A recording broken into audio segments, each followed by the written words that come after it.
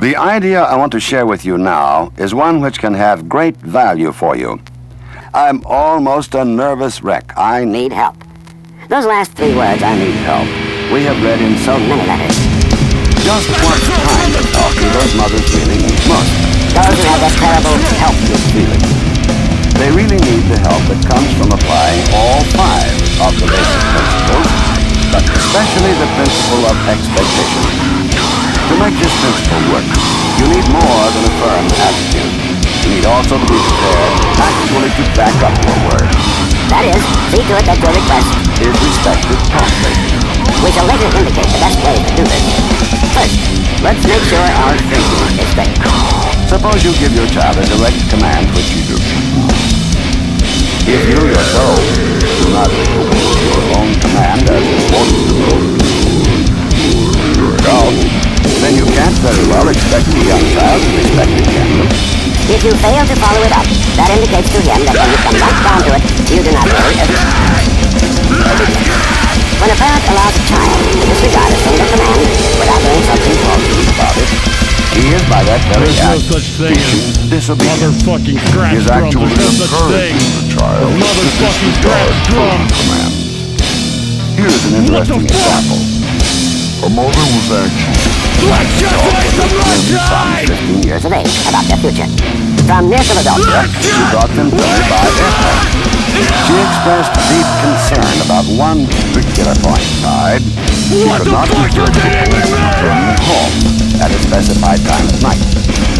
She said the boys did not dislike her, but they just paid little or no attention at all to her expressed wishes. And she asked, why is it? I assured her I would find the answer for her. Actually, the answer was made clear by noticing how she handled a few incidents.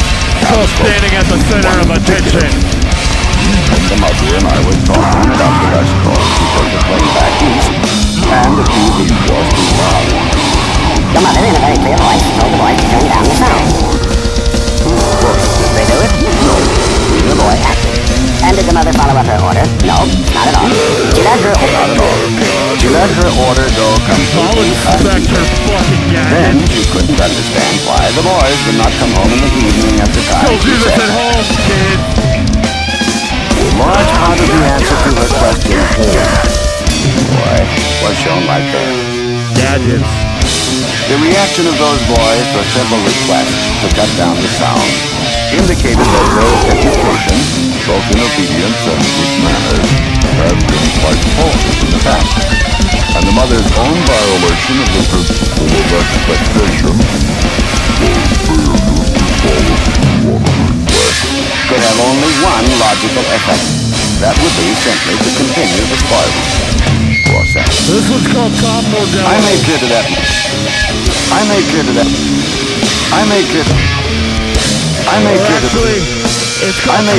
mother the very point which I am now emphasizing. It happens at times that a child can change a habit under right management much more easily than a parent can change a wrong habit of management into a right habit. What the parent should do is to find what is the right method and then resolve firmly to use only the right method. Many parents do often wait until the child has committed some bold act of disobedience and then give him a whipping. That is supposed to take care of it. But experience has proven it is much wiser to use a plan of positive step-by-step in obedience. This takes a little more understanding, but the end results are far more satisfactory. No matter how severe punishments may be, or often inflicted, the fact remains that obedience in the long run will not be satisfactory or really dependable if there is any violation of the principle of expectation. This means that there must be a consistent policy. If you make a request, even though it may be a small one, see that it is respected. This is the only proper and effective way to teach respect.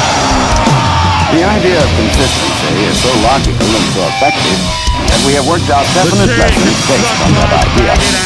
We shall be giving you very specific details on this shortly. The reason why the definite lesson idea produces results are very much more satisfactory for children is this. A lesson is planned not with the idea of punishing a child for anything he has done in the past, but rather with the idea that it is entirely educational to help him in the future. It is based on the principles of friendship and approval. We constantly praise the child in the lesson on how fast he learns. Incidentally, of course, we carry out the very important principle of expectation. For example, if we give the child as many as 10 requests in a definite lesson, we most certainly see to it that all 10 requests are carried out, without even a single exception. This is the big advantage of a definite lesson. Its effect is lasting because the idea of consistency is indelibly impressed. What would you do if a child needs correction, but you can't give him prompt attention? You need only to make sure that he fix your guitar, you piece of shit! Wannabe guitar player? at the first opportunity thereafter. The policy of consistency will then be in full force. The aim in correcting an emergency situation would be to make the friendly policy I like to buy the cheapest fucking piece of shit! stronger than Play before. the worst goddamn music over it! An excellent example of the value of a definite lesson is found at camp. A 9-year-old boy from St. Louis, Missouri, was reported to be slow about carrying out instructions. I had him come into my college to receive a special lesson. I began by smiling and asking him a few simple questions as to the kind of response he would like to have someday from his own 9-year-old son. When he had given satisfactory answers and assured me he would like to have a prompt, cheerful response to any direct request made of his own son, I then asked him if he thought it would be a good idea for him to show that he himself could respond in the same admirable manner as he would expect of his own son later on. He agreed this would be a good idea. Next, I suggested it might be helpful if he first would measure me personally to see that's how I would respond. I asked him to sit in my chair while I placed the book on a table across the room and stood about 3 feet away from that table. I suggested he might say to me, "Mr. Beery, will you please bring me the book from the table over there?" The moment he spoke those words, I smiled warmly and said, "Yes, I shall be glad to," and instantly started towards the table with a fairly fast step. I returned with the book, saying enthusiastically, as if I were very happy to do him a favor, "Here you are." Then I said, "All right, now I will test you with you test me. I will see if you can be as strong as I did. I'll sit in this chair now, while you stand near the book, which is on the table. All right, we're ready. Will you please bring me the book from the table over there?" I leaned forward and pointed to the table, giving every suggestion by my bodily attitude that I expected him to deliver the book promptly. The moment he did it, I praised him most heartily on how well he did it. Then, by a similar procedure, I had him take my chair while I showed him how very quickly I could bring the book. When he would say, "Mr. Beery, will you please give me the book quickly?" With exaggerated fast motions, I surprised him by how quickly I got that book into his hand. Then I took the chair and he took the test, demonstrating to me how quickly he could get that book into my hand when I used that word quickly. Naturally, I congratulated him on how splendidly he passed that test. I suggested how admirable it would be for him later, as a father of his own son, to make a request with confidence, and how wonderful it would also be for his fine son to respond to that request in a completely satisfactory manner. I told him I would report to other camp instructors on how well he had done. What happens when a child is already out of control? The answer is that the consistent day-after-day use of the 5 principles will soon get him back on the right track. Another question, can that process be hurried? The answer is yes, it certainly can. Just forget about any reports you've read about someone taking a matter of weeks and possibly months to teach obedience to an unusually spoiled child. That sort of thing is now outdated in the light of newer, positively friendly but most effective definite.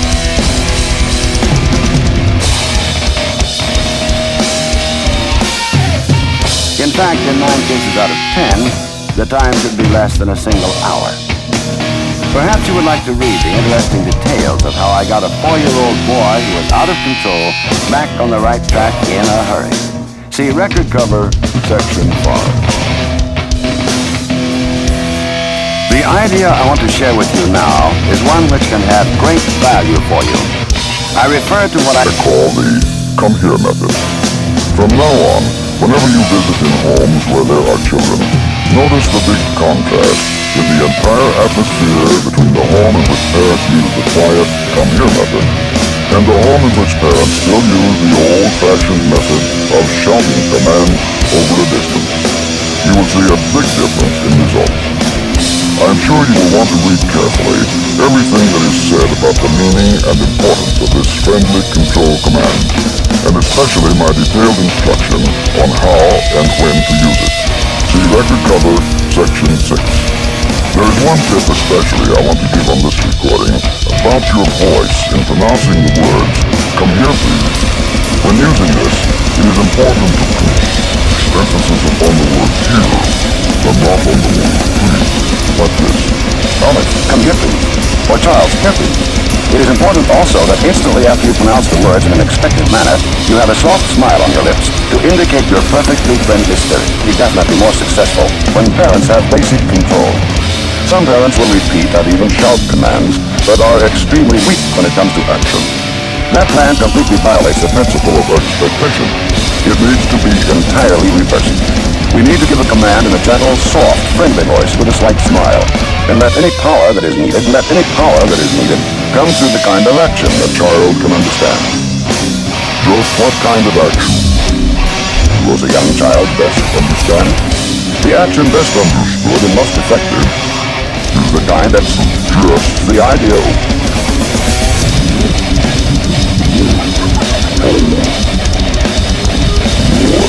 Said it. It comes in just one overpowering and decisively quick action. It is properly timed. It is consistent. The child's problem is made very simple. He knows what your policy is, and that it is the same each time. He knows what to expect. He acts accordingly. He respects you. Since we now have completed our examination of the first 4 basic principles, friendship, approval, choice, and expectation, we are ready to turn our attention to the 5th basic principle, the great principle of suggestion. Perhaps this one is violated more often than any other. The very success or failure of a child in life could largely depend on whether or not this principle is applied properly. Recently, I asked the father if he or his teenage son could do some work for me on a Saturday. He said he was sorry he was already engaged and that his son just did not like to work. The thought struck me that if the son did not like to work before that, he probably would like it less thereafter, because his father made his remark in easy hearing of his son. Whenever any suggestion is planted in the mind of a child to the effect that he is stubborn or contrary or slow or dumb or nervous or bashful or unkind or not so fine in any respect as a more talented brother or sister, it is almost certain to incline him even more in that undesirable direction.